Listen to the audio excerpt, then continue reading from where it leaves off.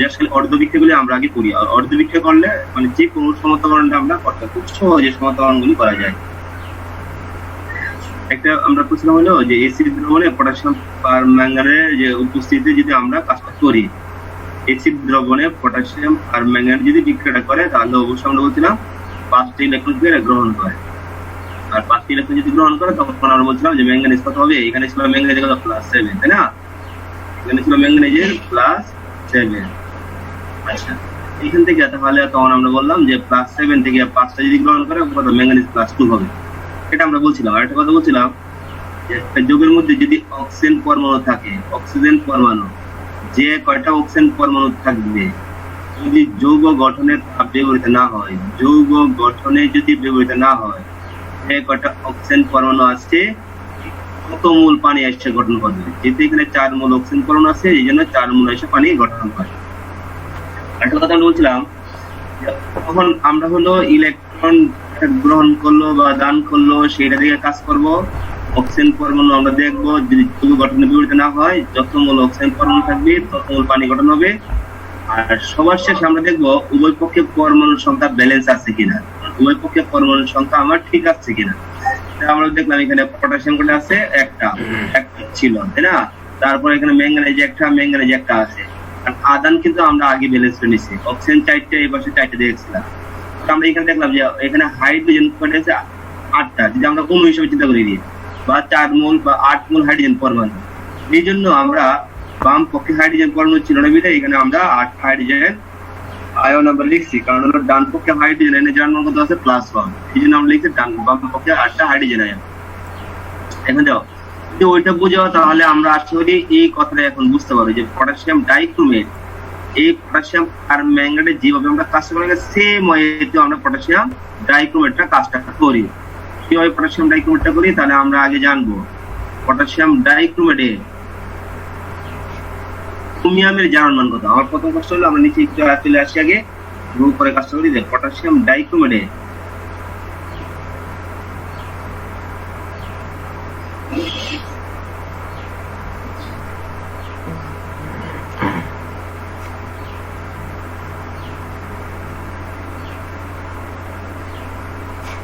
আমাকে কেউ বলতে পারবে এখানে ক্রোমিয়ামের জারণ মান কত বহন করতেছে, এখানে ক্রোমিয়ামের জারণ মান কত বহন করতেছে?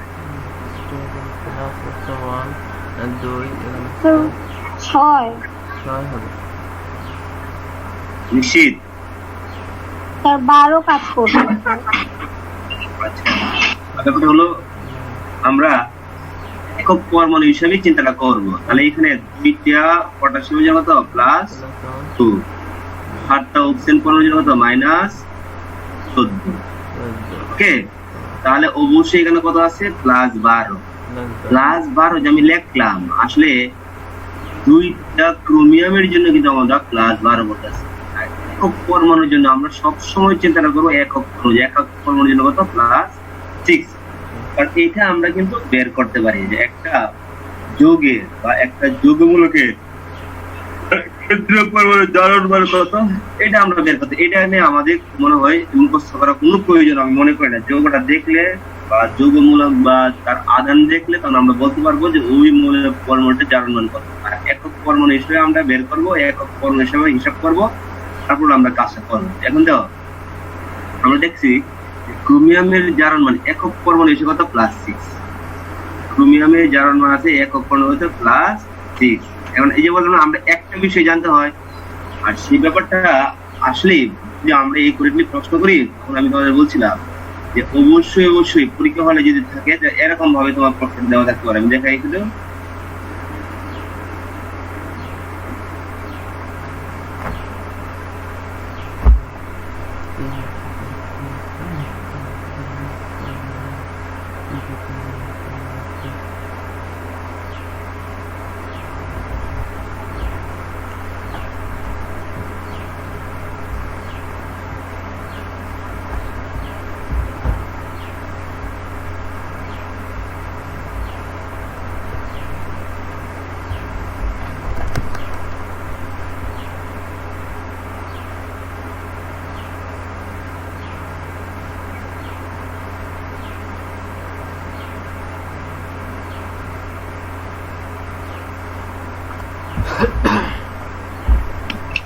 স্যার হ্যাঁ বলো।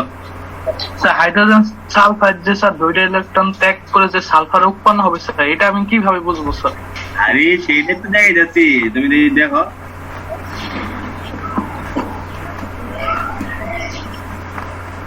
স্যার বইয়ে দেখলাম অনেক বিস্তারিত করে করছে স্যার, জি স্যার, আমি কিচ্ছু বুঝি নাই বইয়ে গুলা। অনেক কথায় কথায় লেখা অনেক কিছু এত করছে। কথা লেখার দরকার নাই। আমাদের হাসান স্যার বলছে যে কথায় লেখা লেখা করবো। হ্যাঁ আমাদের হাসান স্যার বলছিল যে কথায় যে 3 মার্কের বা 4 মার্কের আসে তাহলে কথায় লেখা লেখা করবা, আর যদি এমসিকিউ তে আসে তাহলে নরমালি করে দিই। ও এখন কাজ নাই তো। স্যার দেখাবো না স্যার কি ওইটা দেবো নাকি স্যার পিক? অনেক হ্যাঁ? কথা স্যার, আরে কিচ্ছু লেখার আরে দরকার বলছে নাই। কথায় লেখা লেখা তারপরে স্যার তো বলবোই।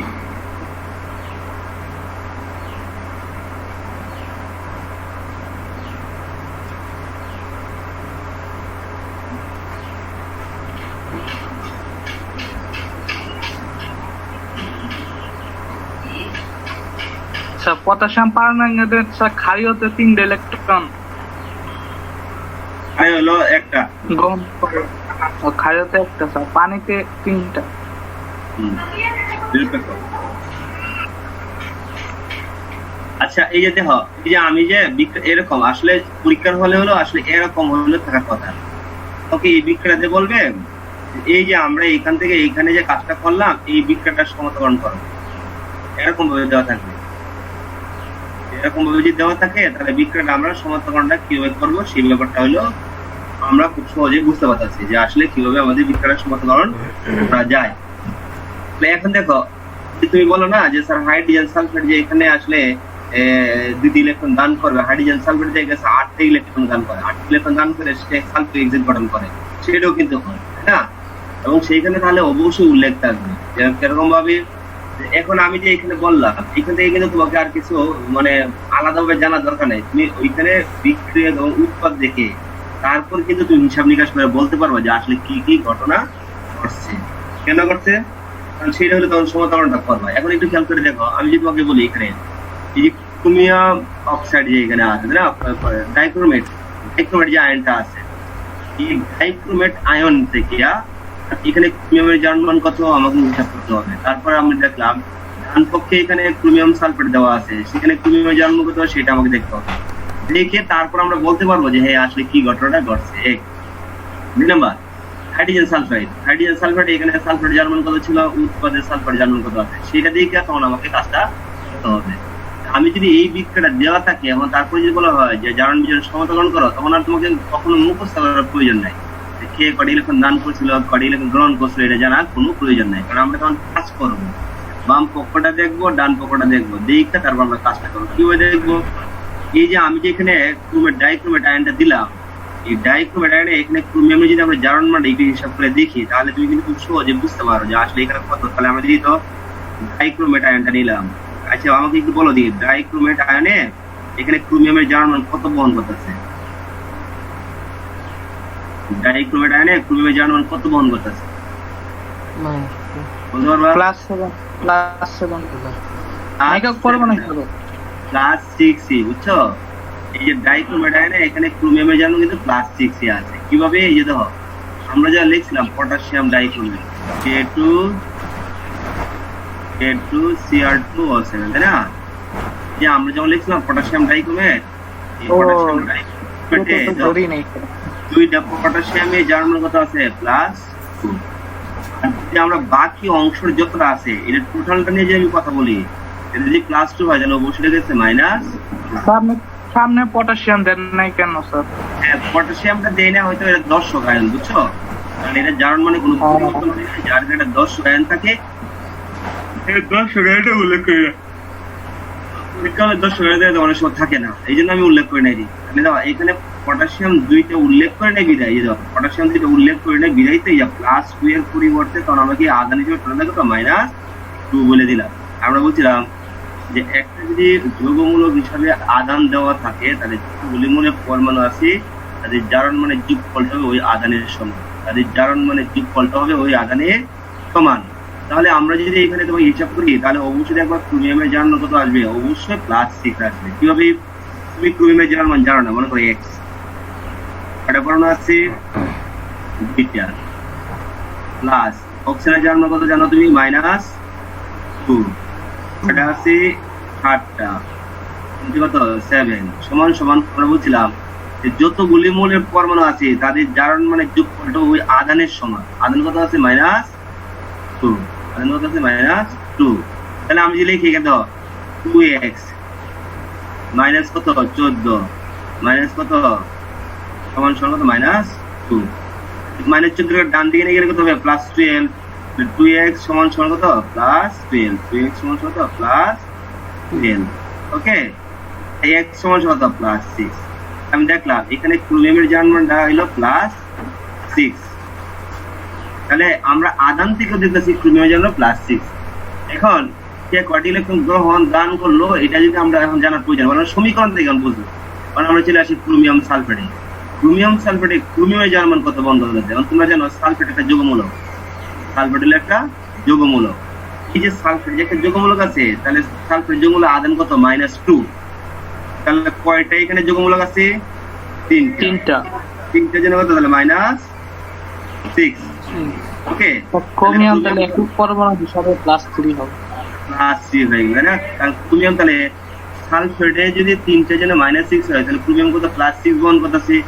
ক্রোমিয়াম যে +6 বহন করতেছে কয়টার জন্য বহন করতেছে, দুইটার জন্য স্যার, দুইটার জন্য। আর আমরা বলছিলাম সবসময় একক পরমাণু হিসেবে আমাকে চিন্তা করতে হইব, তাহলে একটা জন্য কত +3 বহন করে। তাহলে অবশ্যই এখানে একটা জন্য হলো +3 বহন করে, +3 বহন করে।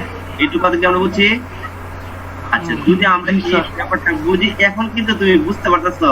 তাহলে আমার বিক্রিয়কে ছিল ক্রোমিয়াম একক পরমাণু যখন +6 ছিল, বিক্রিয়কে আমার ছিল একক পরমাণু +6, এবং পরবর্তী আমি দেখলাম উৎপাদ যখন গঠন করলো ক্রোমিয়াম জানো কত +3। আচ্ছা, তোমরা এখন আমাকে বলো ক্রোমিয়াম যদি +6 হয়ে থাকতো বিক্রিয়কে, আর উৎপাদ আমি দেখতে পাচ্ছি কত +3, ক্রোমিয়াম +3, তাহলে কিভাবে সম্ভব হতো? বিক্রিয়কে দেখলাম ক্রোমিয়াম হলো +6, উৎপাদে যদি ক্রোমিয়াম কত +3, তাহলে কি করে সম্ভব হতো? তাহলে আমি নিশ্চিত বুঝলাম যে একক পরমাণু হিসেবে সে 3টি ইলেকট্রন গ্রহণ করছে, তাই না? এটা কিন্তু আমার মুখস্থ করার প্রয়োজন হতো না। যদি আমার যদি দেওয়া থাকতো তাহলে আমরা সেইখান থেকে স্পষ্ট বুঝতে পারতাম যে হ্যাঁ অবশ্যই অবশ্যই যে এইখানে আমার 3টি ইলেকট্রন গ্রহণ হয়েছে। এখন কথাটা আবার বলি, মনোযোগ দিয়ে শোনো।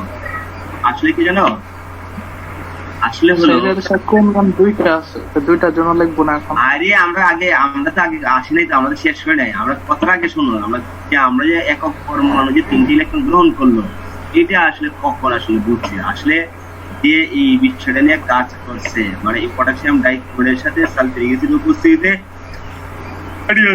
বিক্রিয়া করলো সে ডিসোজান। এটা বিক্রিয়া করার পর যখন উৎপাদ পাইলো, উৎপাদ পাওয়ার পর আজকে আমরা জানি যে হ্যাঁ ক্রোমিয়াম একক পরমাণু হিসেবে যে 3টে ইলেকট্রন গ্রহণ করে। এটা তুমি আমি কি এইভাবে কি আমরা বলতে পারবো? এটা বিক্রিয়া করার পর উৎপাদ পাইছে, উৎপাদ গঠনটা ব্যাখ্যা করছে, ব্যাখ্যা করার পর তখন দেখা গেছে যে হ্যাঁ এখানে পরমাণুটা ক্রোমিয়াম পরমাণুটা হলো একক পরমাণু 3টি ইলেকট্রন গ্রহণ করে। এই জন্য আমরা তোমাদের বলতেছি এই একটা জিনিস আমার জানার দরকার হয় যে কয়টা ইলেকট্রন দান, কয়টা ইলেকট্রন, আর অন্য কোনো কিছু জানার প্রয়োজন নাই। কেবলমাত্র একটা জিনিসই জানার দরকার হয় যে কয়টা ইলেকট্রন দান করছে, কয়টা ইলেকট্রন গ্রহণ করছে। এটা হলো আমাদের পরীক্ষা হলে যদি মনে করে এইভাবে দেওয়া থাকতো, মনে করে এই প্রশ্নটা আমি লিখলাম, এই প্রশ্ন যদি এইভাবে দেওয়া থাকতো তাহলে আবার এইটারও আমার জানার প্রয়োজন হতো না। কারণ আমরা বৃত্তের দিককে আমরা বলতে পারতাম কয়টা ইলেকট্রন দান করছে, কয়টা ইলেকট্রন গ্রহণ করছে। পরীক্ষায় যদি এটা না দেওয়া থাকে তাহলে বিশাল সমস্যা। সেই জন্য তো আমাকে একটা জিনিস জানতে বলতেছি, আমি তোদের বলতেছি একটা জিনিস জানতে হয়। যেন মনে করো আমরা পটাশিয়াম পারম্যাঙ্গানেট অ্যাসিড মাধ্যমে 5টি ইলেকট্রন গ্রহণ করে, জাস্ট একটু জানতে হবে, আর অন্য কোনো কিছু জানার দরকার নেই। একটা জিনিস, আর অন্যগুলি তো তুমি কাজের মাধ্যমে হয়ে যাচ্ছে, বুঝছো?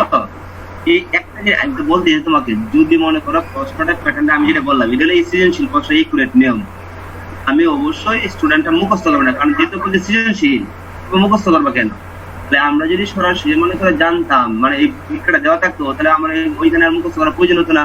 আমরা বিক্রিয়া দেখে আমরা বলতাম যে ও আচ্ছা এখানে এই কয়টা ইলেকট্রনের পরিবর্তন হচ্ছে, ইলেকট্রন দান করছে, ইলেকট্রন গ্রহণ করতেছে। আমাদের বুঝতে পারছি? সাপোজ মনে করতে হবে তুমি যদি বলো এখানে, এখন এখানে আরেকটা ব্যাপার আছে, এই যে এখানে আরেকটা ব্যাপার কি জানো, এখানে আরেকটা ব্যাপার আমি তোমাকে বলি মসজিদে শোনো। এখন তোমার কিন্তু মনে প্রশ্ন হবে যে স্যার এই যে এখানে সালফার জানানোর কথা ছিল +6, আসলে এখানে সালফিউরিক অ্যাসিড হিসেবে দেওয়া থাকবে না। সত্যি কিন্তু সালফিউরিক অ্যাসিড হিসেবে কিন্তু দেওয়া থাকবে না। কেন জানো? একটা জিনিস দেখাই তোমাকে, এখানে তো সালফারের জানানোর কথা +6 আর এখানে সালফারের জানানোর কথা আছে 0। তাহলে তো এটারও তো মনে করো তাহলে +6 থেকে যদি 0 হয় তাহলে সেও তো ইলেকট্রন গ্রহণ করছে না? যদি আমি এখানে সালফিউরিক অ্যাসিড দিই তাহলে তারও তো পরিবর্তন হয়েছে। যার কারণে আমরা অবশ্যই পরীক্ষার হলে কখনো তোমাকে এরকম ভাবে যদি আমরা বিক্রিয়াটা করি তখন কিন্তু কখনো সালফিউরিক অ্যাসিড দেওয়া থাকবে না। মানে আমরা পাঠ্যগুলি তোমাকে দেখে যাচ্ছি, কারণ কি যে সালফিউরিক অ্যাসিড থাকে তাহলে এখানে সালফার যার মানে কিন্তু পরিবর্তন হয়ে গেছে। হিসেবে দেওয়া থাকবে অনলি অ্যাসিড। অ্যাসিড মানে কি কাকে বোঝানো হয়? H+ কে অ্যাসিড বোঝানো হয়, কারণ এখানে সালফিউরিক অ্যাসিড না দেখে অনলি H+ দেওয়া থাকবে, H+ আয়ন। H+ আয়ন দেবে, মানে সালফিউরিক অ্যাসিড দেওয়া থাকবে না, হাইড্রোক্লোরিক অ্যাসিড দেওয়া থাকবে না, অনলি কি দেখবো H+ আয়ন। H+ আয়নে অ্যাসিড কে বোঝানো হয়। আচ্ছা, যদি এই যে আমরা এখানে আমরা কি দিয়েছি ক্রোমিয়াম সালফেট দিয়েছি তাই না?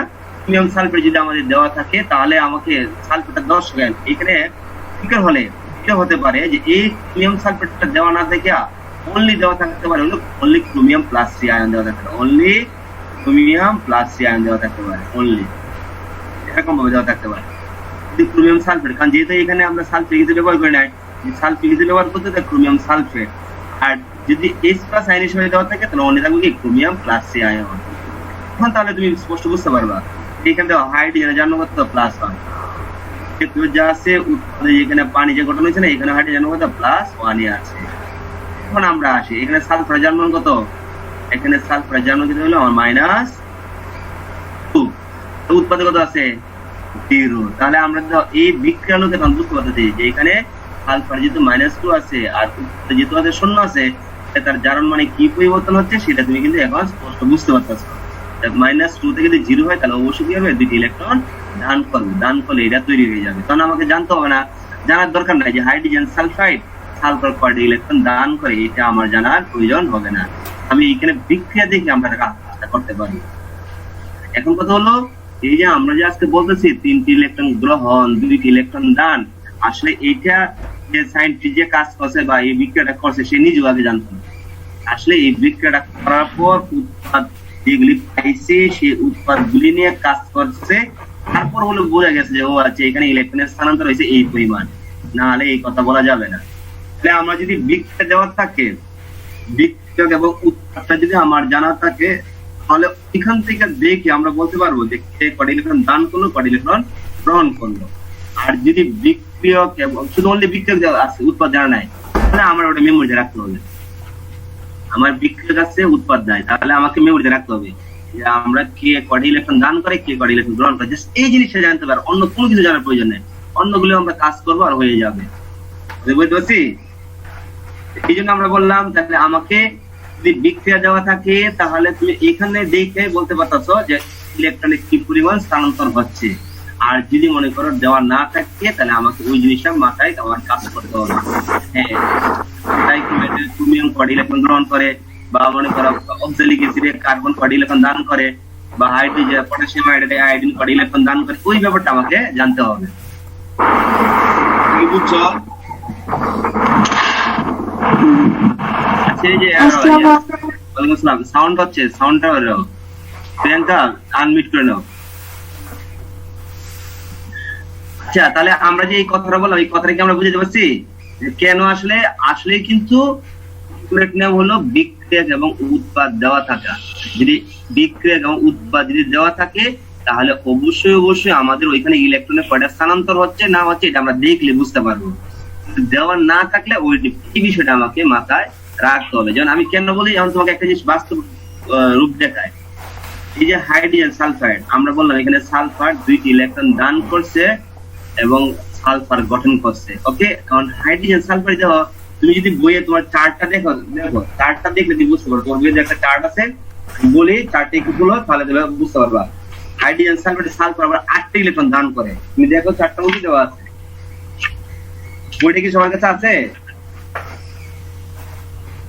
বইটা যদি সবার কাছে থাকে 388 নম্বর পেজটা দেওয়া তো সারণী 3.2 দেওয়া তো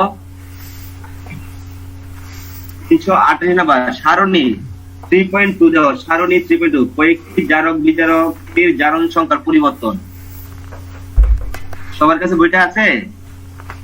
জি স্যার আচ্ছা এই আমার কথা কি শুনতে পাচ্ছ? জি স্যার বই আছে স্যার। জি স্যার। সারণীতে গেছো? সারণী গেছো? আমাকে আরেকবার বলেন। 3.2 জি স্যার গেছি। দেখো 328 নম্বর পেজে তোমাদের নাকি আরো বাড়তি?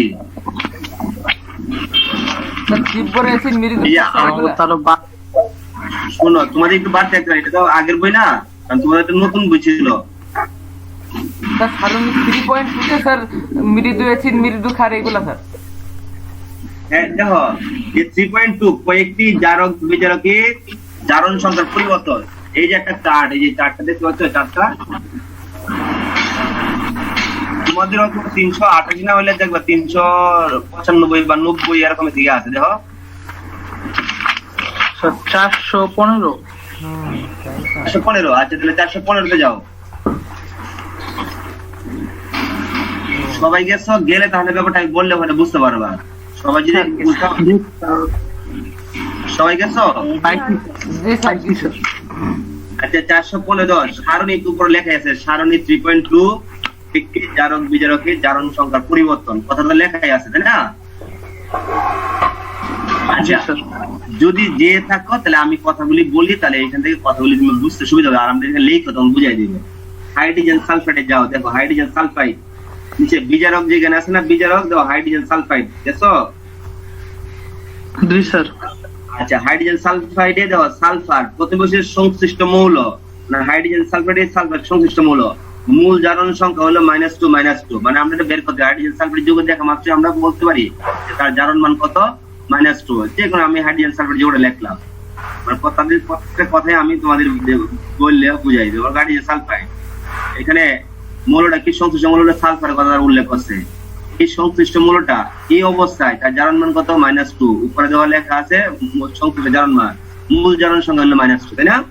এরপরে তুমি দেখো 3 নম্বরটা কি বলছে, গৃহীত বা বর্জিত ইলেকট্রন সংখ্যা। তারা বলছে কত, -2 ইলেকট্রন দান করছে। দেখছো হাইড্রোজেন সালফাইড - ইলেকট্রন, প্রথমটা -2 ইলেকট্রন দান করছে। -2 ইলেকট্রন দান করার পর তাহলে পরবর্তী যে মৌলটা হবে, পরবর্তী জারণ মান কত হবে, এটা কিন্তু আমরা সবাই বুঝতেছি। পরবর্তী জারণ সংখ্যার মান কত, 0 তাই না? এটি আমাদের আচ্ছা একটা জিনিস আমরা বলি, এবং সে কি গঠন করছে লাস্টে দেখো বিক্রিয়ার ফলে পরবর্তীতে রূপ হয় কি, সালফার। আচ্ছা আমরা একটা কথা বলি তাহলে হয়তো তোমরা সব বুঝে যাবে। একটা যদি যৌগ দেওয়া থাকে, ওই যৌগে যে সংশ্লিষ্ট যে মৌলটা আছে সেটা জারণ মান কি, যে মূল যে জারণ মান, এটা কি আমাদের মুখস্থ দরকার আছে না? যৌগটা দেখা মাত্রই আমরা বলতে পারি যে ওইখানে তার জারণ মান কত। এইটা আমাদের আসলে মুখস্থ দরকার নাই, এটা যৌগের গঠন দেখে আমরা বলতে পারি। কারণ যেটা হাইড্রোজেন জানো কত, +2 দুইটার জন্য, তাহলে সালফারে কত ছিল, -2। তাহলে আমরা মূল জারণ মান কিন্তু বলতে পারি। শুধু এই যৌগ না, যে পটাশিয়াম ডাইক্রোমেট বলো, অক্সালিন, যে কোনো যৌগ দেখলে মূল জারণ মান কিন্তু বলতে পারি। আর এটা হলো একক পরমাণুর জন্য, মূল জারণ মানটা যেখানে নির্ণয় করছে এটা হলো একক পরমাণুর জন্য। ওকে, আমি তোমাদের একটা কথা বললাম না, শুধু একটা জিনিসে জানার প্রয়োজন, এই সংখ্যাটা আমার জানার প্রয়োজন হয়, গৃহীত ইলেকট্রন এবং বর্জিত ইলেকট্রন কোনটা, এইটা জানার প্রয়োজন, আর অন্য কোনটা জানার প্রয়োজন নাই। মানে একটা যৌগের থেকে গৃহীত এবং বর্জিত ইলেকট্রনটা কি সেইটাই জানার প্রয়োজন হয়, আর অন্য কোনো কিছু জানার প্রয়োজন হয় না। তুমি যদি জানো হাইড্রোজেন সালফাইডে সালফার 2টি ইলেকট্রন দান করে, হাইড্রোজেন সালফাইডে তুমি জানো সালফাইডে জানো -2, সে তুমি যদি খালি এইটুকু জানো 2টি ইলেকট্রন দান করে এবং পরবর্তী জারণ মানটা 0 হবে, এটা তুমি বুঝতে পারছো না? এটা কিন্তু বুঝতে পারছো, -2 ছিল, 2টি ইলেকট্রন দান করলে আমরা জানি কি সালফার গঠন হয়ে যাবে। কারণ তো -2 এখানে যে +2 এগুলো কিন্তু 0, পরবর্তী জারণ মান কত, 0। এটা কি তুমি বুঝতে পারছো? আর এবং উৎপাদটা কি হচ্ছে, সালফার তৈরি হচ্ছে, এটাও তুমি বুঝে গেছো। এই জন্য আমরা বলি শুধু একটা জিনিস জানার দরকার হয়, সে কয়টা ইলেকট্রন দান করলো, কয়টা ইলেকট্রন গ্রহণ করলো। এখন আমি তোমাকে একটা বিষয় বলি, দেখো পরেরটার মধ্যে লেখছে কিন্তু হাইড্রোজেন সালফাইড, আমি এখানে দেখলাম 2টি ইলেকট্রন দান, আর অথচ হাইড্রোজেন একই যৌগ কিন্তু হাইড্রোজেন সালফাইড, তাই না? মূলটা কি সালফার, এবং মূল জারণ সহগত -2, এটা ঠিক আছে তাই না? এবং এখানে আমরা যদি বলি পূর্ববর্তী সরাসরি যদি আমরা বলতে হবে এই বিক্রিয়া গঠন করার পরে দেখা গেছে সালফিউরিক অ্যাসিড গঠন হয়, আমি যদি তোমাকে এই কথা বলে দিতাম তাহলে কিন্তু তুমি খুব সহজে বুঝতে পারতা যে আসলে এখানে সালফার কয়টা ইলেকট্রন দান করছে বা গ্রহণ করছে। যদি আমি কথাটা বলতাম যে আসলে প্রশ্ন বইও কিন্তু উদাহরণটা আছে, লেখা থাকে এরকম ব্রোমিন ওয়াটারের বা ব্রোমিন পানির উপস্থিতিতে হাইড্রোজেন সালফাইড জারিত হয়ে, ব্রোমিন পানির উপস্থিতিতে হাইড্রোজেন সালফাইড জারিত হয়ে সালফিউরিক অ্যাসিড গঠন করে। পরীক্ষার হলে এইভাবে যদি উল্লেখ থাকতো তাহলে তোমাকে কিন্তু আর চিন্তা করতে হতো না। তাহলে আমি বললাম পানির উপস্থিতিতে মানে ব্রোমিন ওয়াটারের উপস্থিতিতে হাইড্রোজেন সালফাইড জারিত হয়ে সালফিউরিক অ্যাসিড গঠন করে, তাদের জারণ বিজারণের সমতাকরণ দেখাও। যে আমি তোমাকে উল্লেখ করে দিলাম, বলতেছি ব্রোমিন পানির উপস্থিতি হাইড্রোজেন সালফাইড জারিত হয়ে সালফিউরিক অ্যাসিড গঠন করে। আমি যদি লিখতে চাই এইখানে তাহলে আরো সহজে তুমি বুঝতে পারো, আমি প্রশ্নটা দেখাই তাহলে আমরা ওইখান থেকে কিভাবে বুঝতাম।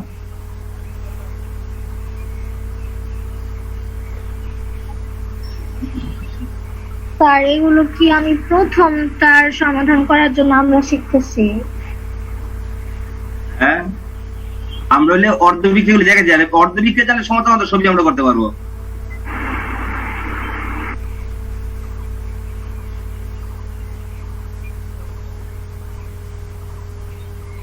আমরা এখন যে কথাগুলি বলতেছি আসলে আমরা এখান থেকে কি করে বুঝবো ব্যাপারগুলি।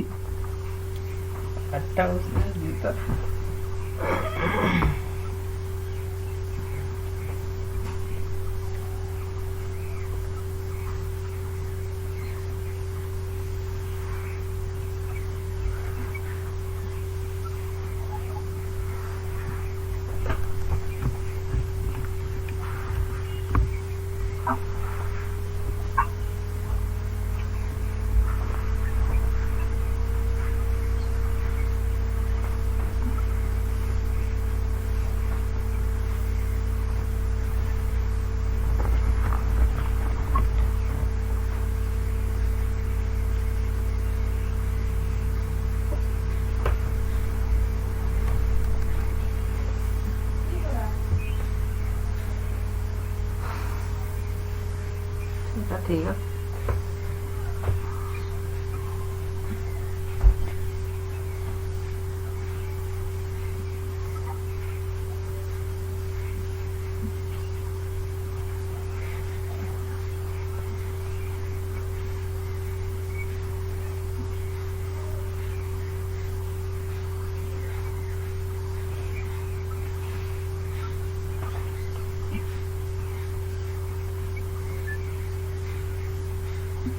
সমতাকরণ দেখাও।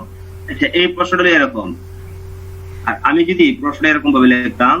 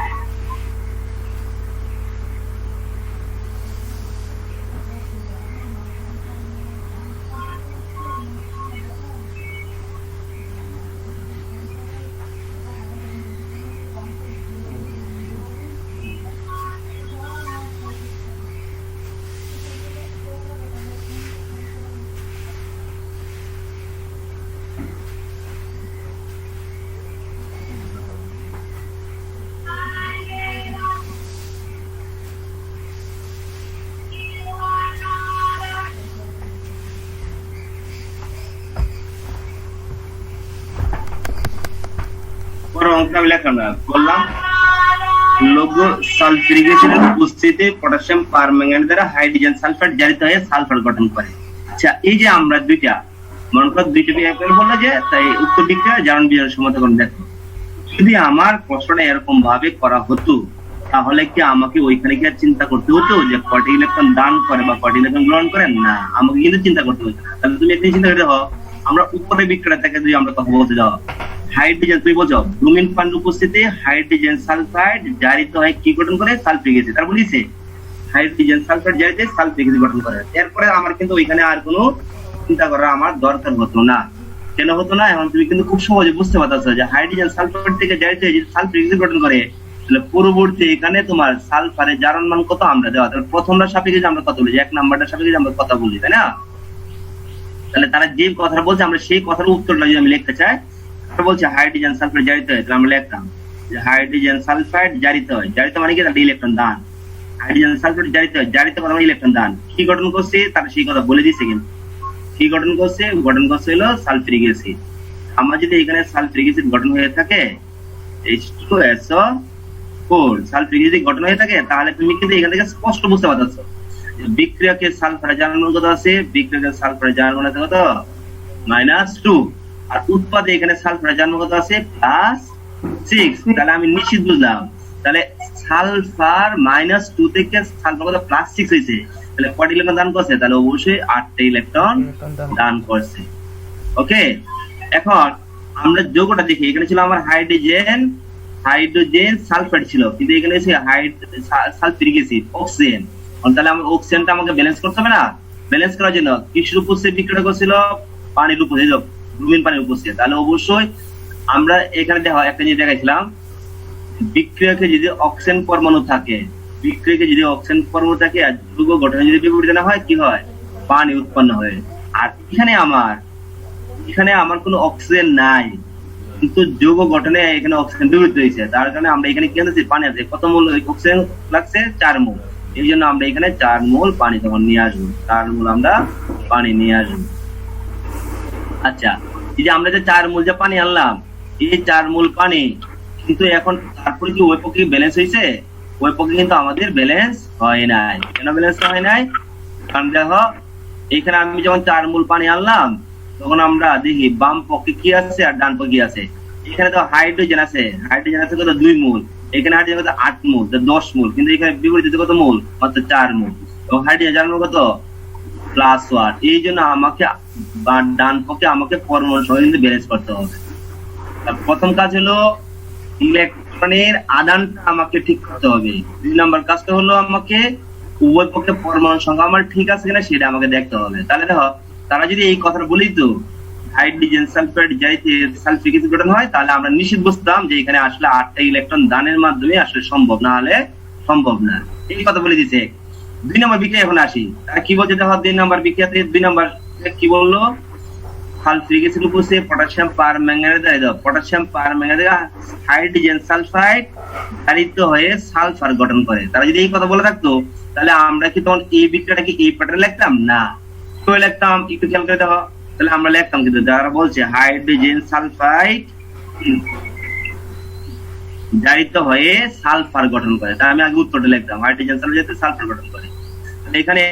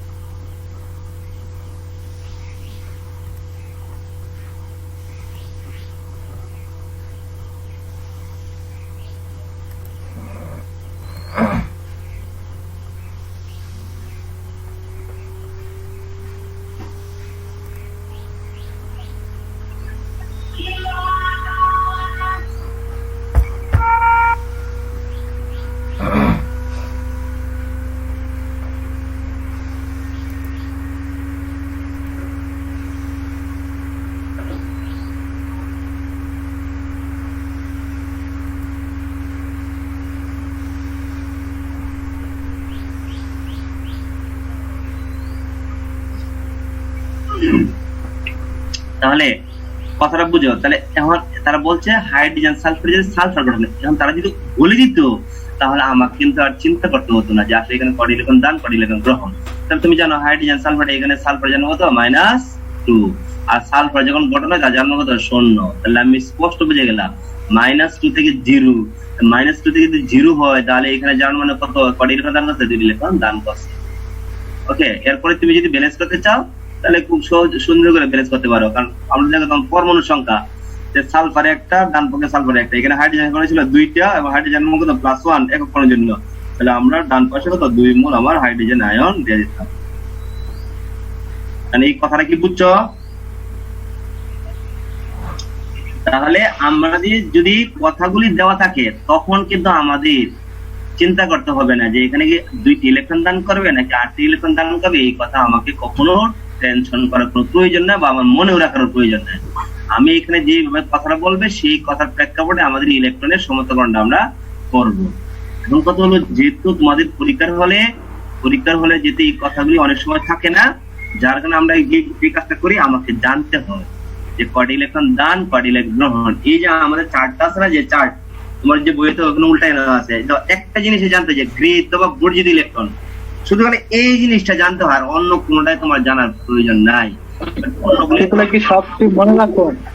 আরে আমরা যখন আমরা পড়তেছি না, পড়লে দেখো এটা ওট মাথায় চলে আসবে। আমি 2-3 বার কাজ করলে না, কটি ইলেকট্রন দান কটি ইলেকট্রন গ্রহণ একবার মাথায় এমনি চলে আসবে, এটা তোমাকে মুখস্থ কিচ্ছু করার দরকার নেই, এমনিতে চলে আসবে। মানে তোমার এখানে কিচ্ছু জানা, আমি যে খালি কাজ করো না, 2-3 বার খালি সমতকরণ করতাম, বুঝতে পারবা। এটা একটা গতদিন আমরা পড়ছিলাম, এসিড দ্রবণে পটাশিয়াম পারম্যাঙ্গানেট কটি ইলেকট্রন গ্রহণ করে, ম্যাঙ্গানিজ 5টা। এসিড দ্রবণে পটাশিয়াম পারম্যাঙ্গানেট ম্যাঙ্গানিজ কটি ইলেকট্রন 5টা গ্রহণ করে। আমরা পড়ব হাইড্রোজেন সালফাইড স্বাভাবিক অবস্থায় ছেড়ে যদি সালফার গঠন করে কটি ইলেকট্রন দান করে, 2 ইলেকট্রন দান করে। আর যৌগটা গঠন দেখলে তো তুমি বুঝতে পারতেছো, যদি সালফার গঠন করো তাহলে অবশ্যই 2 ইলেকট্রন দান করে। যদি হাইড্রোজেন সালফাইড থেকে যদি সালফিক অ্যাসিড গঠন হয় তাহলে কটি ইলেকট্রন দান করে, 8 ইলেকট্রন দান করে। এটা 2-3 বার লিখলে তোমার এমনিতে চলে আসবে। আর আমি তো বলতেছি বিক্রিয়ক এবং উৎপাদ যদি দেওয়া থাকে তাহলে আমার জানার প্রয়োজনই নেই, এবং নিয়মটা কিন্তু আসলে তাই, বিক্রিয়ক এবং উৎপাদ গুলি জানা থাকা, আর ওইগুলি দেখে তারা ইলেকট্রনটা পরিবর্তন করবে এবং সমতাকরণটা করবে, এটি হলো নিয়ম। আমরা এই জন্য এখন একটু দেখি অর্ধবিক্রিয়কগুলি আগে দেখি, তারপর সমতাকরণটা দেখি, তাহলে হয়তো তুমি আরো সহজে বুঝতে। আমরা অর্ধবিক্রিয়কগুলি দেখি, সময় তো পাবো না, অর্ধবিক্রিয়কগুলি দেখি। তাহলে এই কথাগুলি কি বুঝছো এখন? এই যে আমরা যেখানে বললাম এই কথাগুলি কি বুঝছো সত্যি? জি স্যার। আচ্ছা, যদি আমরা বলো, হ্যাঁ আচ্ছা, আমরা যে গত কোনটা আবার বলো স্যার, আমরা যে গতদিন করলাম পটাশিয়াম পারম্যাঙ্গানেটের সাথে হচ্ছে হাইড্রোজেন সালফেট, তো এখানে পটাশিয়াম পারম্যাঙ্গানেটের যে বিক্রিয়াটা হয়েছে, বিজারণ বিক্রিয়া, ওইটাই হচ্ছে স্যার গোলমাল লাগতেছে যে কিভাবে বুঝবো কখন নিবে। আচ্ছা আচ্ছা, হ্যাঁ আচ্ছা, ঠিক আছে ঠিক আছে, এই যে আর বলতে পারেন, বুঝছি তোমার কথা, মনোযোগ শোনো। যখন পটাশিয়াম পারম্যাঙ্গানেটের কথা বলে, দেখো এই যে এইখানে এক কথাটা, এই লাইনটা থেকে বুঝতে হবে তোমাকে, এই পটাশিয়াম পারম্যাঙ্গানেট লঘু সালফিউরিক অ্যাসিড শব্দ দেওয়া থাকবে না, লেখা থাকবে এসিডের উপস্থিতিতে। যখনই এসিডের উপস্থিতিতে থাকবে তখন আমাকে এই জিনিসটা জানতে হবে, পটাশিয়াম পারম্যাঙ্গানেট ম্যাঙ্গানিজ 5টি ইলেকট্রন গ্রহণ করে। এসিডের উপস্থিতি শব্দটা যখনই দেওয়া থাকবে, এবং তোমাদের পরীক্ষা যদি আসে সমাধানে এইটাই আছে সাধারণত, এসিড উপস্থিতি, ক্ষারের উপস্থিতি দেয় না, বা নিরপেক্ষ উপস্থিতি কখনো বিক্রিয়া তোমার দেয় না, এসিড উপস্থিতি থাকবে। পটাশিয়াম পারম্যাঙ্গানেটের ম্যাঙ্গানিজ, কারণ এখানে মূল জারণ মান কত +7, আর যখনই তোমাকে বলবে এসিডের উপস্থিতি বা তোমাকে লঘু সালফিউরিক অ্যাসিড অথবা হাইড্রোক্লোরিক অ্যাসিড উপস্থিতি কথাটা দেওয়া থাকবে, তখন আমাকে বুঝতে হবে পটাশিয়াম পারম্যাঙ্গানেট ম্যাঙ্গানিজ 5টি ইলেকট্রন গ্রহণ করে। তাহলে এইটুকু তোমাকে জানতে হবে, আর অন্য কোনো কিছু জানার তো দরকার নাই, অন্য কিছু কাজ করতে আছে। হয় যে আমরা বিক্রিয়া দেখালাম, এই যে এখানে আমি লিখলাম পটাশিয়াম পারম্যাঙ্গানেট ম্যাঙ্গানিজ জানো তো +7, 5টি ইলেকট্রন গ্রহণ দেখছে, তাহলে কোন উপস্থিতি বিক্রিয়া করছে? H+ কাকে নির্দেশ করে? এসিডকে নির্দেশ করে।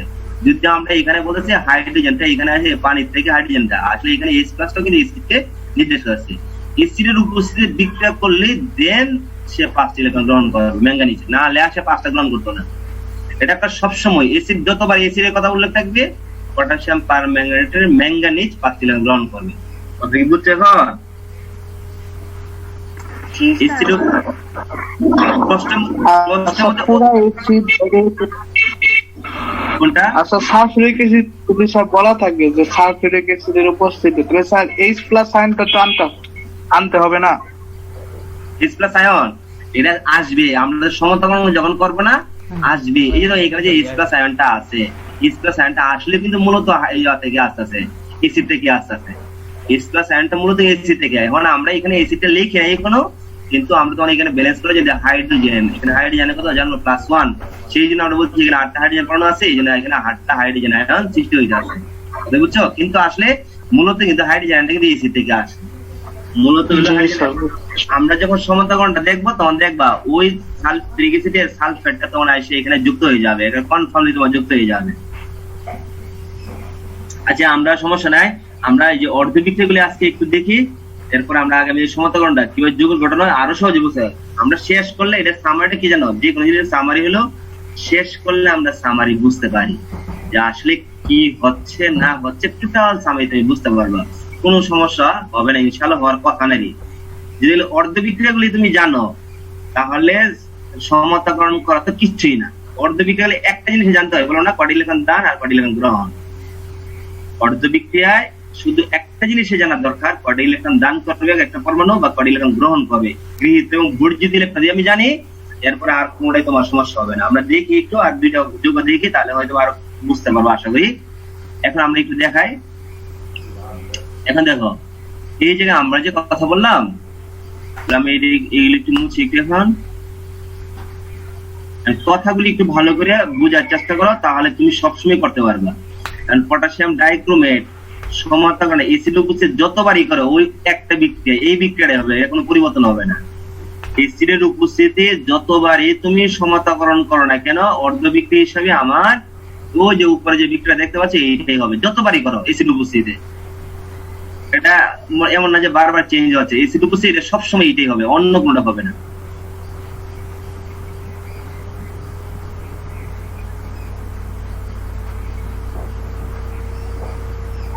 আদিত্য আচ্ছা, এই যে আমরা এই যে রাবার দিয়ে নাম মুছা, এটাকে ব্লক করে মুছা কি কোনো সিস্টেম জানো? স্যার এরকম তো সিস্টেম জানা নাই স্যার। কেউ কি জানো তোমাদের মধ্যে?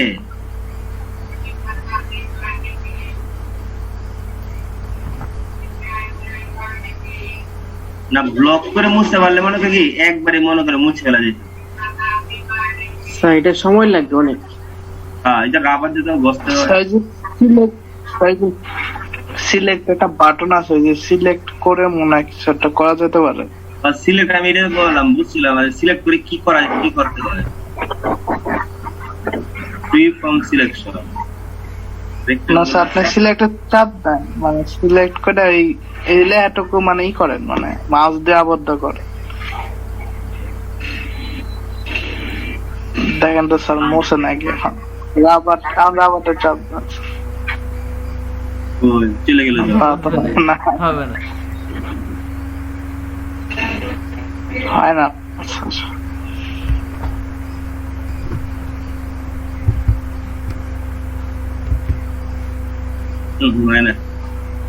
আচ্ছা এটা পরে আমরা কথা বলবো না, এখন দেখো তাহলে আমরা একটা যৌগ দেখলে কেন্দ্রীয় পরমাণু জারণ মান, এটা কিন্তু কারো সমস্যা নেই, এটা কিন্তু আশা করি সবাই পারো। তাহলে এখানে আমরা দেখলাম পটাশিয়াম ডাইক্রোমেটে একক পরমাণুর জন্য আমরা সবসময় চিন্তাটা করতে হবে। তাহলে এখানে ক্রোমিয়ামের জারণ কত +6, আমরা যে এখানে একক পরমাণুর জন্য হলো +6 কেন লিখলাম, কারণ আমরা এই কাজটি একটু নিচে একটু করে নিয়ে তোমাকে বুঝিয়ে দিই। আর একক পরমাণু হিসাবে আসলে আমাদের জিনিসটা জানার দরকার। এবং আমি দেখলাম যে ক্রোমিয়াম পরমাণু এসিডের উপস্থিতিতে, এবং এসিডের উপস্থিতিতে বিক্রিয়া দেখায়, অন্য কোনো উপস্থিতিতে না। এসিডের উপস্থিতি সে করে ইলেকট্রন গ্রহণ করে, 3টি ইলেকট্রন গ্রহণ করে, 3টা গ্রহণ করে। একক পরমাণু কিন্তু ক্রোমিয়াম একক পরমাণু, সে এক যৌগ গঠনে যৌগতে ক্রোমিয়ামের জারণগত +6 ছিল এবং সে 3টি ইলেকট্রন গ্রহণ করে।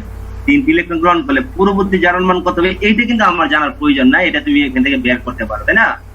ক্রোমিয়াম +6 আছে, 3টি ইলেকট্রন গ্রহণ করলে পূর্ববর্তী উৎপাদটা কি বলা যাবে না? তাহলে ক্রোমিয়াম কত যাব +3 হয়ে যাবে। এটা আমরা বুঝি নাকি? এটা আমরা বুঝি না? জি স্যার। আচ্ছা এটা আমরা কিন্তু বুঝি। আচ্ছা প্রিয়তি চলে গেল নাকি? যেতে আসো, শুনতে পাচ্ছ? হ্যাঁ। শাকিলা, শাকিলা, শাকিলা কই?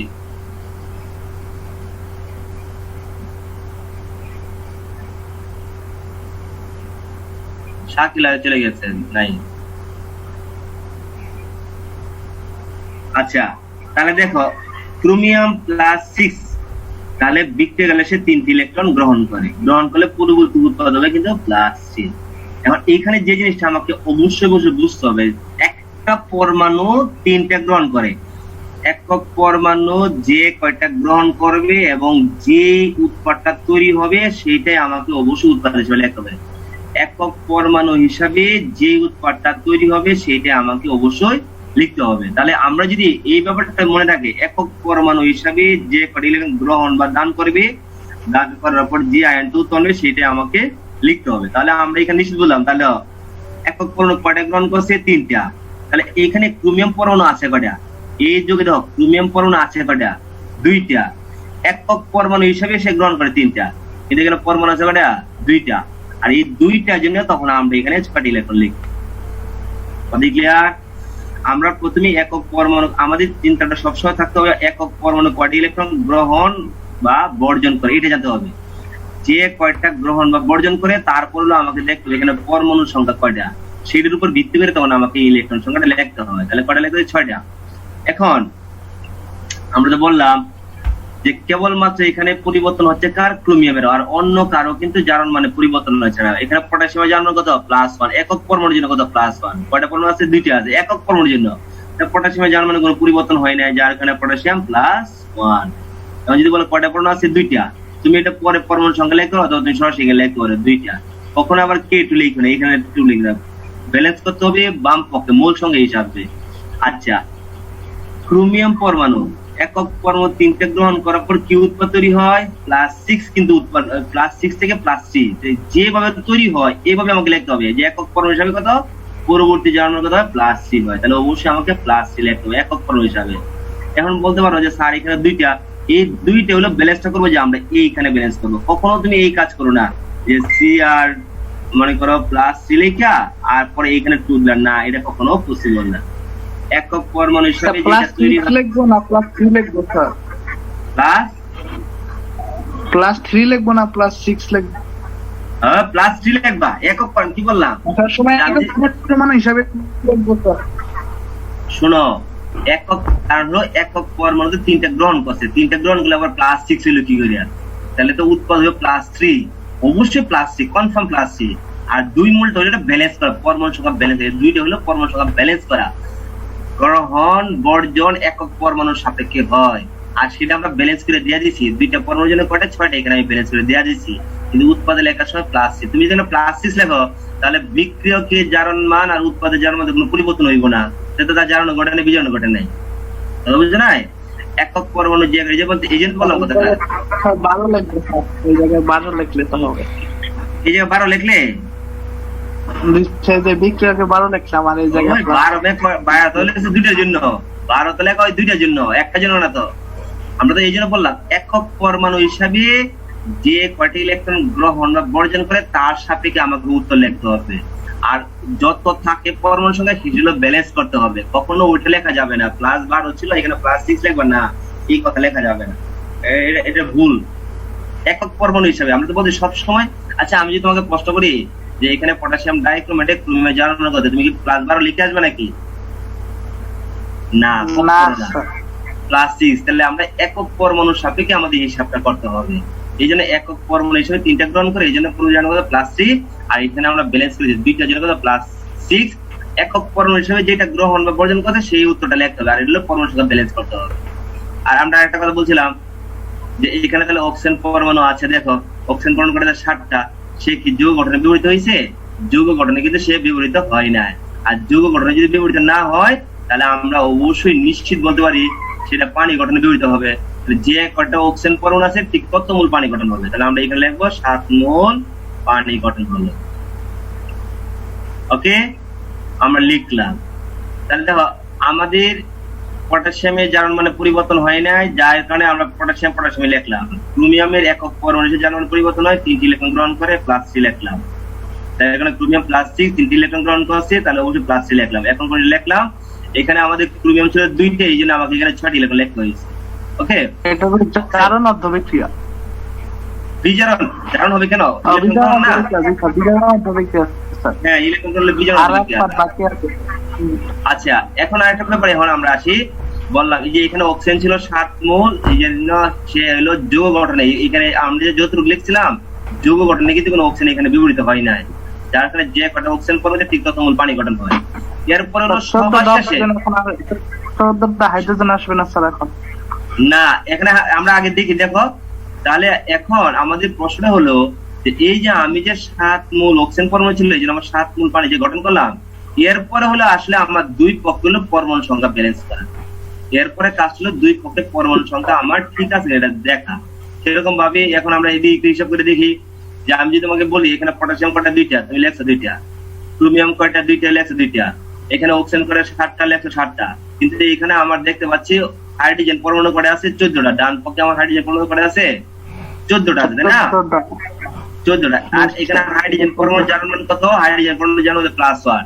এই জন্য তখন আমরা বাম পক্ষে আমি 14টা হাইড্রোজেন লিখি, বাম পক্ষে 14টা মূলত হাইড্রোজেন। এই সিট থেকেই আসছে। আসলে তো এসি থেকে আসে এটা, অবশ্যই এটা তো আসলে এসি থেকে আসে, কারণ এস প্লাস আয়ন মানে এসি কে নির্দেশ করে। কিন্তু আমরা এখানে অর্ধেক অংশ লিখছি, এই জন্য পানির উপরে আকার পরমাণু সংখ্যাটা ব্যালেন্স করছি, কিন্তু আসলে কিন্তু এটা এসি থেকে আসে। আচ্ছা, এইটুকু কথা কি আমরা বুঝছি? সবাই বুঝছি ব্যাপারটা? আচ্ছা, যদি বুঝে থাকো তাহলে এখন আমরা পরের অংশটা আসি। দেখো আরেকটা অর্ধবিক্রিয়া দেখা, এগুলো আমরা অর্ধবিক্রিয়া, আমরা পরে হলো সমান্তরালটা করবো। অর্ধবিক্রিয়া জানলে সমান্তরাল তুমি সবাই করতে পারো, কেউ কারো সমস্যা হবে না। অক্সালিক অ্যাসিড, আমরা নাম কিন্তু সবাই শুনছি, অক্সালিক অ্যাসিড সবসময় বেশি আসে পরীক্ষার হলে।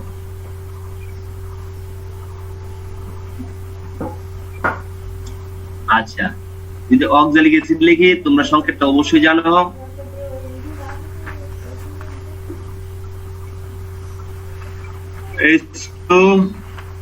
আগে হলো আমরা একটু ভেঙ্গে লিখি, পরীক্ষা হলে এইভাবে থাকে, এইভাবে থাকে। আর এটা তুমি সংক্ষেপ যে লিখতে চাও আমরা এইভাবে লিখবো H2C2O4। ওকে, এখন আমাদের এখানে প্রথম প্রশ্ন হইলো, দেখো এই অক্সালিক অ্যাসিড এখানে কার্বনের জারণ মানটা কত? কুইকলি বলো।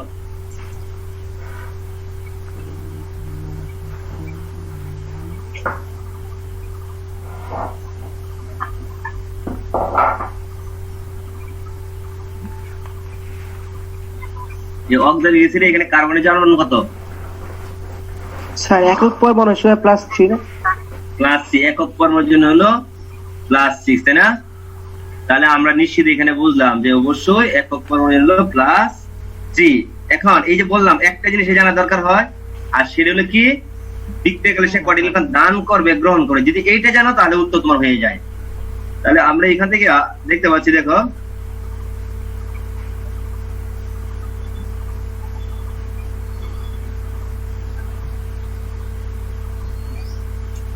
তাহলে এখান থেকে আমরা যদি তোমাকে বলি এখানে কার্বনের জারণ কিন্তু +3, ওই অক্সালিক অ্যাসিডে কার্বনের জারণ কত? +3।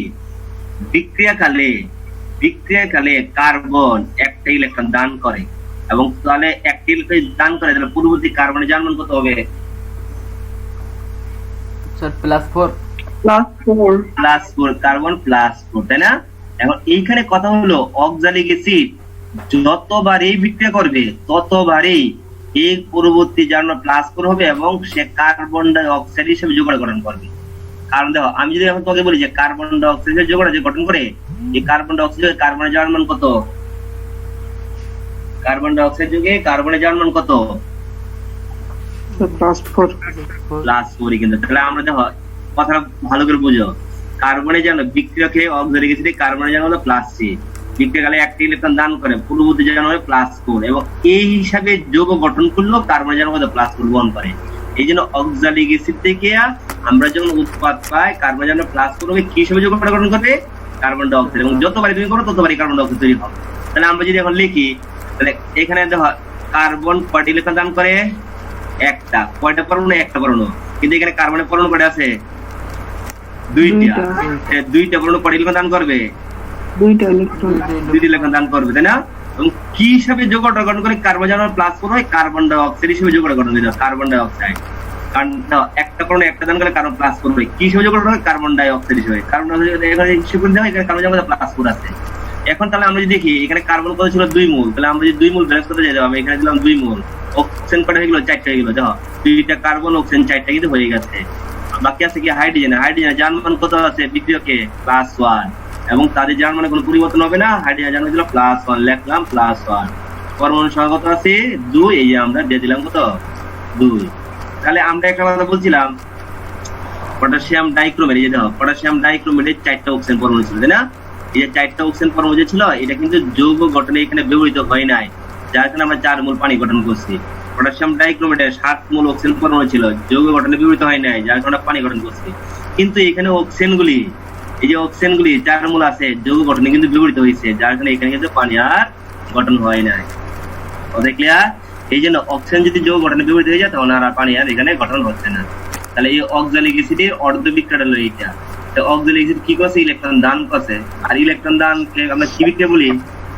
ইলেকট্রন দান হলো জারণ বিক্রিয়া। এটা বুঝিনি স্যার ভালো মতো। আরে তোমরা তো এই যে হলো তো কনসেপ্ট বুঝে নাই। শোনো, আমরা আসলে কি একটা বিক্রিয়া করার পরে আসলে আমরা জানি কটা ইলেকট্রন দান করে কটা ইলেকট্রন গ্রহণ করে। বিক্রিয়া করার পরে আমরা জানি কটা ইলেকট্রন দান করে কটা ইলেকট্রন গ্রহণ করে। এখন কথা হলো আমাদের এই যে অক্সালিক অ্যাসিড যখনই বিক্রিয়া করবে, এটা পটাশিয়াম ডাইক্রোমেটের সাথে হোক, এটা পটাশিয়াম পারম্যাঙ্গানেটের সাথে হোক, এদের সাথে যখনই বিক্রিয়া করে পটাশিয়াম অক্সালিক অ্যাসিড ভাঙ্গে হলো কার্বন ডাই অক্সাইড গঠন করে। অক্সালিক অ্যাসিড ভাঙ্গে হলো কার্বন ডাই অক্সাইড গঠন করে। এই ব্যাপারটা আমাকে অবশ্যই এই যে দেখবা চার্টটা মধ্যে যাও, চার্টে একটু দেখো। চার্টে হলো তোমার নিচে আছে অক্সালিক অ্যাসিড, নিজের রকের মধ্যে দেখো 1 2 3 4 5 6 নাম্বারটা দেখো অক্সালিক অ্যাসিড আছে না? পরবর্তী বিক্রিয়া ফলে পরবর্তী রূপটা কি হয় এটা কিন্তু লেখা আছে। কার্বন ডাই অক্সাইডের রূপ ধারণ করে, অন্য কোনো রূপ ধারণ করে না। এখন কথা হলো কার্বনের যার মান ছিল +3, মানে মূল যৌগে কার্বন যার মধ্যে +3, একটা পরমাণু একটা ইলেকট্রন দান করে, পরবর্তী যার কত +4 হয়। এবং কি হিসাবে যৌগ গঠন করে +4 হয়? কার্বন ডাই অক্সাইড, অন্য কোনো হিসাবে না। অন্য কোনো হিসাবে যৌগ গঠন করে প্লাস হয়, কারণ অক্সালিক অ্যাসিডটা যখন বিক্রিয়ায় অংশগ্রহণ করে তার পরবর্তী রূপটা কার্বন ডাই অক্সাইড হিসেবে অবস্থান করে। আর কার্বন ডাই অক্সাইড যুগে কার্বন যার মধ্যে +4। এই জন্য আমরা লিখছি অক্সালিক অ্যাসিড 2টা পরমাণু কার্বনে 2টি ইলেকট্রন দান করছে, কার্বন ডাই অক্সাইড যৌগ গঠন হলে কার্বন যার মধ্যে +4 হয়। আর এখানে আমরা তখন ব্যালেন্স করছি পরমাণু সংখ্যা, 2 মোল কার্বন ছিল, 2 মোল এখানে 2 দিলে 2 মোল কার্বন 4 মোল অক্সিজেন হয়ে গেল। আর হাইড্রোজেন এখানে জানো কত? +1। এই হাইড্রোজেন একক পরমাণুর জন্য হাইড্রোজেন +1, কত মোল আছে? 2 মোল, এই জন্য আমরা এখানে 2 মোল লিখলাম। আসলে আমি তো তোমাকে বললাম এইগুলি হলো ব্যাপারটা, যে আমি আবার দেখাই দেবো। তাহলে এই ব্যাপারটা হলো পরীক্ষার হলে তোমাকে অবশ্যই অক্সালিক অ্যাসিড পটাশিয়াম ডাইক্রোমেট যখন আমরা বিক্রিয়া করবো তখন অবশ্যই উৎপাদনে কার্বন ডাই অক্সাইড দেওয়া থাকবে, কার্বন ডাই অক্সাইড অবশ্যই দেওয়া থাকবে। তোমরা বুঝতে হবে যে এটা অক্সালিক অ্যাসিড থেকে কার্বন ডাই অক্সাইড গঠন হবে। কি হবে? একটা কার্বন একটা ইলেকট্রন দান করে, 2টা তাহলে 2টি ইলেকট্রন দান করবে। কথা ক্লিয়ার? আদিত্য, ব্যাপারটা হলো তোমার এটা অবশ্যই বিক্রিয়ার মাধ্যমে দেওয়ার দরকার। যদি দেওয়া না থাকে তাহলে অবশ্যই আমাকে দেখতে হবে। বললাম এই চারটা থেকে আমার একটা জিনিস জানা দরকার প্রথম, সেটা হলো কয়টা ইলেকট্রন দান কয়টা ইলেকট্রন গ্রহণ। আরেকটা বিষয় তুমি দেখতে পারো যে পরবর্তী রূপটা কি থাকে, কোন কোন রূপে থাকতে পারে সেটা তুমি দেখতে পারো, এছাড়া অন্য কোনো কিছু দেখা যাবে না। আচ্ছা, আমরা আরেকটা বিক্রিয়া বলে আসছি, বলা ঠিক আছে স্যার? জি স্যার। স্যার হ্যাঁ বলো স্যার, স্টেনাস ক্লোরাইড স্যার, এটা একটু দেখান। কোনটা স্যার? স্টেনাস ক্লোরাইড। স্টেনাস ক্লোরাইড, স্টেনাস কিন্তু তো সহজ, সমস্যা নাই, আমরা সেটা বলবো। আরেকটা অর্ধবিক্রিয়া দেখা যেটা আমাদের দরকার, সহজটাই দেখায়, কঠিনটা দেখাবো না স্যার, সোডিয়াম থায়োসাইড আমরা আগামী দেখাবো। যেমন অর্ধবিক্রিয়া, আমরা তো অর্ধবিক্রিয়া, আমি এখানে সমতা হলে অর্ধবিক্রিয়া কাজটা কি? অর্ধবিক্রিয়া জানলে সমতাকরণ তুমি করতে পারবে। আমি সেই জন্য বলবো অর্ধবিক্রিয়া হলে 5 নাম্বার আমরা একটা বিক্রিয়া কথা বলি, সেটা হলো মনে করো পটাশিয়াম আয়োডাইড। Potassium iodide. এখন তোমরা একটা বিষয় কিন্তু খুব সহজে বুঝো, পটাশিয়ামে জার্মান মানে কোনো পরিচয় নেই, আয়োডিন, এখানে আয়োডিন শাকিলা হয়েছিল তখন স্যার কারেন্ট ছিল না। আচ্ছা আয়োডিন, এখানে আয়োডিনের জার্মান কত, এটাকে স্পষ্ট বুঝি, কারণ পটাশিয়াম যদি প্লাস ওয়ান, আয়োডিন কত -1। এবং আমরা কিন্তু জানি আয়োডিন মানে জারণ মানে পরিবর্তন হলো 0 আর 1 কত হয়, -1 হয়, কারণ যদি 17 নম্বর গ্রুপ, তাহলে আয়োডাইড আয়ন থেকে, আয়োডাইড আয়ন থেকে, কারণ আয়োডিনের জারণ মানে আমরা জানি এটা হলো আয়োডাইড আয়ন, তাই না? এবং আয়োডিন হলো মুক্ত মৌল হিসেবে অবস্থান করে। আয়োডিন হলো আয়োডাইড আয়ন থেকে যদি আয়োডিন, কারণ আমরা জানি আয়োডিন সবসময় কি থাকে, মৌলিক কোনো অবস্থায় থাকে, তাই না? আর এখানে তার জারণ মান কত, 0। তাহলে আমি যদি তোমাকে বলি তো আয়োডাইড আয়ন থেকে আয়োডিনের জারণ মান যদি 0 হয়, আয়োডাইড আয়ন থেকে জাস্ট আয়োডিন পরমাণু হিসেবে আগে লিখি, তারপর আমরা দেখা যাচ্ছি আয়োডাইড আয়ন থেকে যদি আয়োডিনের জারণ মান কত 0 হয়, তাহলে সে কি ইলেকট্রন দান করবে নাকি গ্রহণ করবে? দান করবে। দান করবে। কয়টি ইলেকট্রন দান করবে? অবশ্যই একটা ইলেকট্রন দান করবে। এখন আমরা বললাম আয়োডিন এইভাবে মুক্ত পরমাণু হিসেবে থাকে না, আয়োডিন কি হিসেবে থাকে, দ্বীপ পরমাণু হিসেবে থাকে। কোনো সমস্যা নাই, এখানে দ্বীপ পরমাণু দাও, দ্বীপ পরমাণু দিলে তাহলে এখানে আয়োডাইড আয়ন কয়টা লেখছো, একটা। তাহলে যদি একটা বানাইতে চাও তাহলে সামনে হাফ যা দিলা, তাহলে এই যে সামনে হাফ দিয়ে দিব, তাহলে আমাকে আয়োডিন পরমাণু ব্যালেন্স হয়ে গেল। তাহলে আমি নিশ্চিত বুঝলাম পটাশিয়াম আয়োডাইড থেকে আয়োডিন মুক্ত হয়, পটাশিয়াম আয়োডাইড থেকে আয়োডিন মুক্ত হয়, মানে আয়োডিন মুক্ত মৌল হিসেবে থাকতে তার জারণ কত 0। এই জন্য আয়োডাইড আয়ন একটা ইলেকট্রন দান করে, আয়োডিন পরমাণুতে রূপান্তর হয়। কারণ আমরা আয়োডিন যে দ্বিপরমাণু থাকে, তাহলে এই যে আমরা ওই জন্য, কারণ তুমি এটা এইভাবে লিখতে পারো, অন্যভাবে আমরা লেখাতে পারি। তাহলে দেখো আমি দেখাই, তাহলে এখানে পটাশিয়াম আয়োডাইড 1 মোল, যদি পটাশিয়াম আয়োডাইড তাহলে অবশ্যই 1 মোল ইলেকট্রন দান করলো। আর পটাশিয়ামের জারণ মান তো পরিবর্তন হবে না, যার কারণে আমরা লিখি পটাশিয়াম প্লাস, এটা জারণ মানে কোনো পরিবর্তন হবে না, প্লাস আয়োডিন হিসাবে নট আয়োডিন পরমাণু মানে আই না অনলি আয়োডিন 2 দ্বীপ পরমাণু হিসেবে অবস্থান করে। কিন্তু আমি দেখলাম বাম পক্ষে আয়োডিন পরমাণু আছে একটা, যার কারণে তাহলে অবশ্যই এখানে তুমি হাফ দিয়ে দিবা, তাহলে আমার উত্তরটা হয়ে যাবে। অথবা তুমি যদি চাও যে এখানে হাফ না দিয়ে তুমি কাজ করতে চাও, ঠিক আছে, কোনো সমস্যা নাই। তাহলে আমরা যদি এখানে লিখতে চাই, এই যে পটাশিয়াম আয়োডাইড আমি লিখলাম, পটাশিয়াম আয়োডাইড আমি এখানে লিখলাম যে পটাশিয়াম আয়োডাইড, যদি আমি এখানে 2 মোল দিই, মনে করো তুমি চাচ্ছ যে আমি 2 মোল পটাশিয়াম আয়োডাইড, আয়োডিন তুমি এখানে হাফ না লিখে দিয়ে লিখে দাও 2 মোল পটাশিয়াম আয়োডাইড, তাহলে 1 মোল যদি 1 মোল ইলেকট্রন দান করে, তাহলে 2 মোল অবশ্যই 2 মোল ইলেকট্রন দান করবে। আর তাহলে আমরা লিখবো 2 মোল পটাশিয়াম আই প্লাস হলো আয়োডিন, মানে মূল কথা হলো ওই সমীকরণটাকে তোমরাটাকে দুইটা গ্রুপ করলা। কেন? যদি তুমি এখানে ভগ্নাংশ লিখতে না চাও, যদি তোমার মন চায় যে না আমি ভগ্নাংশ লিখবো না, কোনো সমস্যা নাই, তুমি তাহলে অবশ্যই 2 মোল লেখা আসছিল, তখন আমরা এখানে লিখবো আয়োডিন।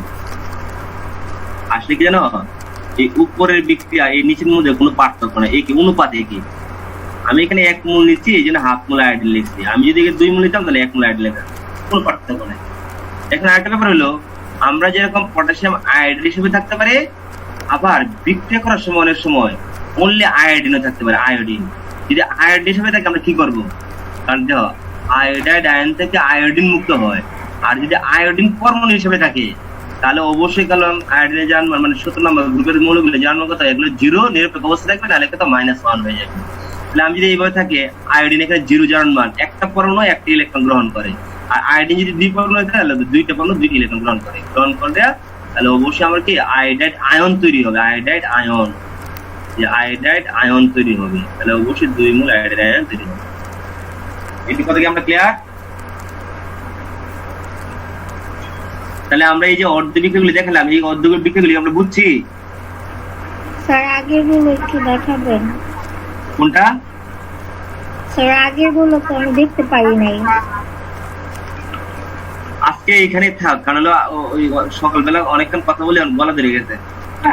স্যার তুলে নিব। হ্যাঁ তুলে নাও, এটা সমস্যা নাই। এই অর্ধবিক্রিয়াগুলি এখন শোনো, আমি এইটাই তোমাদের কাছে জানতে চাচ্ছি যে এই আমরা বহুদিন একটা সমতাকরণ দেখাইছিলাম, এখন তোমরা যদি সম্ভব হয় একটু লিখে রাখো, 1 এর সাথে 2 এর সমতাকরণ করবা। ইলেকট্রন গ্রহণ হলে কি বিজারণ, এই যে এটা হলো বিজারণ অর্ধবিক্রিয়া, 1 নাম্বারটা হলো বিজারণ অর্ধবিক্রিয়া, 2 নাম্বারটা কি জারণ অর্ধবিক্রিয়া, 3 নাম্বারটাও বিজারণ অর্ধবিক্রিয়া, 4 নাম্বারটা কি জারণ অর্ধ বিক্রিয়া, 5 নাম্বার কি জারণ অর্ধ বিক্রিয়া, আর 6 নাম্বার কি বিজারণ অর্ধ বিক্রিয়া, তাই না? আর এটা তো তোমরা সবাই বুঝো, ইলেকট্রন গ্রহণ, যখন ইলেকট্রন গ্রহণ হবে এটি সবগুলো অর্ধ বিক্রিয়া, এবং কোনটা কি অর্ধ বিক্রিয়া এটা আমরা বুঝতে হবে যে ইলেকট্রন গ্রহণ দেখিয়া বা ইলেকট্রন দান দেখিয়া। 1 নাম্বারটা হলো বিজারণ, 3 নাম্বারটা হলো বিজারণ, কারণ যেহেতু প্লাস ইলেকট্রন আছে, তাই না? তারপর হলো 6 নাম্বারটা কি বিজারণ, এরা হলো ইলেকট্রন গ্রহণ করছে, আর এরা হলো বিজারণ, এরা সবাই বিজারণ অর্ধ বিক্রিয়া, তাই না? আর যারা ইলেকট্রন দান করছে এরা জারণ অর্ধ বিক্রিয়া। জাস্ট এইটুকু রাখো। তোমরা যে কাজটা করো আমি তোমাকে বলি, সেটা হলো এই যদি সম্ভব হয়, যদি পারো, তোমরা এই সমীকরণগুলো একটু করো। আমরা আসলে তুলে নাও, আমি একটু লিখি। যদি তোমরা পারো এই যে অর্ধবিক্রিয়া, যে অর্ধবিক্রিয়াগুলো আমরা করছি, আসলে আমরা অনেক কিছু কিন্তু বলছি, আসলে আমি জানি না কতটুকু নিতে পারছো। যদি তোমরা পারো এই কাজটা করে, আমি বলি যে সমীকরণ 1 এর সাথে মানে সমতাকে করবা, যেমন 1 নাম্বার অর্ধবিক্রিয়ার সাথে 2 নাম্বার অর্ধবিক্রিয়া মিলে একটা সমীকরণ দেখাবে, 1 নাম্বার সাথে 2 নাম্বার বিক্রিয়া মিলে, 1 নাম্বার এবং 2 নাম্বার মিলে একটা সমীকরণ বিক্রিয়া করবা। তারপর হলো করবা হলো 1 এর সাথে 4, 1 এর সাথে 1 এর অর্ধবিক্রিয়া আর 4 এর অর্ধবিক্রিয়া নিয়ে একটা সমীকরণ করবা। আচ্ছা, তারপর হলো 3 এর সাথে 3 অর্ধবিক্রিয়া এবং 4 অর্ধবিক্রিয়া মিলে হলো সমীকরণ করবা। আচ্ছা, এই তিনটা কাজে করো। 1 এর সাথে 2, 1 এবং 2 অর্ধবিক্রিয়া মিলে কাজ করবা। তারপর হলো 1 এর সাথে 4 অর্ধবিক্রিয়া মিলে কাজ করবা, 3 এর সাথে 4 অর্ধবিক্রিয়া, যে আমরা এখানে লেখা তো আছে, এগুলি একটু দেখো। এগুলি তুলছো তোমরা সবাই? জি স্যার। স্যার আমি তুলবো। আচ্ছা করো, হ্যাঁ। তোমরা যদি পারো এই আমি যে যুগগুলো দিলাম, 1 এর সাথে 3, 1 এর সাথে 2, 1 এর সাথে তারপর হলো আমরা বললাম কত 4, 3 এর সাথে 4, এই অর্ধবিক্রিয়াগুলো একটু করো যদি সম্ভব হয়। আর তোমার বইয়ে যদি আমি বলি, দেখো অ্যাক্টিভিটি 3.9, দেখো অ্যাক্টিভিটি 3.9 তোমার বইয়ে 400 হয়তো বা 70 নাম্বার বা 18 নাম্বার পেজে আছে, দেখো 470 হয়তো 18 নাম্বার পেজে আছে অ্যাক্টিভিটি 3.9। স্যার জারণের মানগুলো সংখ্যা? না ওটা সংখ্যাটা, এটা হলো নিম্নে জারণ বিজারণ বিক্রিয়াগুলোর জন্য সমীকরণ লিখে সমতাকরণ করো, মানে প্রশ্ন দেওয়া আছে, প্রশ্ন। জি স্যার, 420। স্যার এটা তো অ্যাক্টিভিটি 3.10, 420 নাম্বার পেজ। 3.9 স্যার আমাদের তো 3.10 জারণ বিজারণ বিক্রিয়ার সমীকরণ সমতাকরণ অনুশীলন। তাই নাকি? আমার এখানে তো 3.9 দেখতে পাচ্ছি, তোমরা তো 3.8 কে দেখতে পাচ্ছ।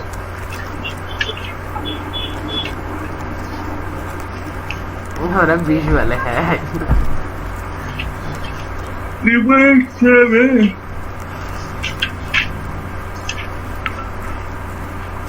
আমার বই 3.9 দিয়েছে, তোমার বই আমার 3.8 নাকি? ওই 3.8 তো জারণ সংখ্যা নিম্নে অনুশীলন। স্যার 3.10। Sir 3.10 sir. 10 জি স্যার। এক বই একটা লেখা নাকি? স্যার আমি না 4 নাম্বারটা বুঝতে পারতেছি না স্যার। এখন আর কথা বলবো না, কারণ হলো এখন ওই অবস্থা খারাপ। এখন তুলো, আমরা আগামী দিন বলবো। স্যার তাহলে এটা কিন্তু আমি সমতাকরণ পারবো না। হ্যাঁ, তোমরা ট্রাই করো, না পারলে তো আমরা আগামী দেখাবো, আমরা অবশ্যই দেখাবো। আগে এই অর্ধবিক্রিয়া লেখার চেষ্টা করো। সমতাকরণ হলো সহজ, যারা অর্ধবিক্রিয়া পারে সমতাকরণ তাদের কাছে কিছুই না। স্যার একটু উপরে উঠান। অর্ধবিক্রিয়া হলো, আমরা অর্ধবিক্রিয়া যদি আমরা খালি কষতে পারি, মনে করো যদি কোনো সমস্যা না হয়, তাহলে সমতাকরণ আমরা হয়ে যাবে, মানে এমনিতে হয়ে যাবে। সমতাকরণ তাই একটা জিনিস দেখতে হয়, খালি শুধু ইলেকট্রন দেখতে হয়, যে বিক্রিয়ার মধ্যে যে দুটি অর্ধবিক্রিয়ার মধ্যে কাজটা করো, খালি ইলেকট্রনের সমতাকরণ দেখো, তাহলে হয়ে যাবে।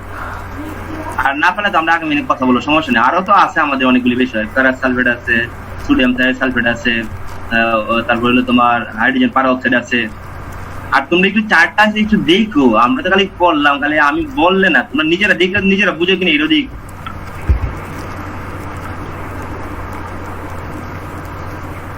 তাহলে ঠিক আছে, আজকে ওরা চলে যাও, আজকে সমস্যা নাই। আচ্ছা স্যার, আসসালামু আলাইকুম। হ্যাঁ, ওয়ালাইকুম আসসালাম।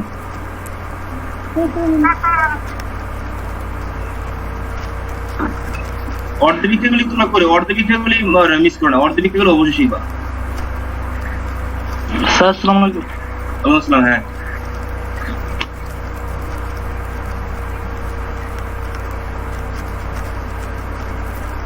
প্রিয়াঙ্কা বুঝছো ব্যাপারটা? প্রিয়াঙ্কা,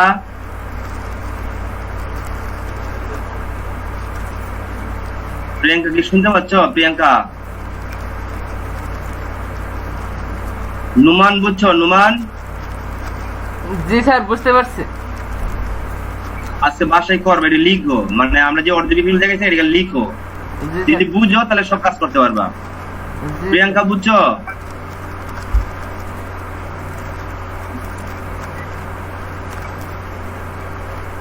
আচ্ছা, চলে যাও তাহলে। ওকে, আল্লাহ হাফেজ। জি স্যার, আল্লাহ।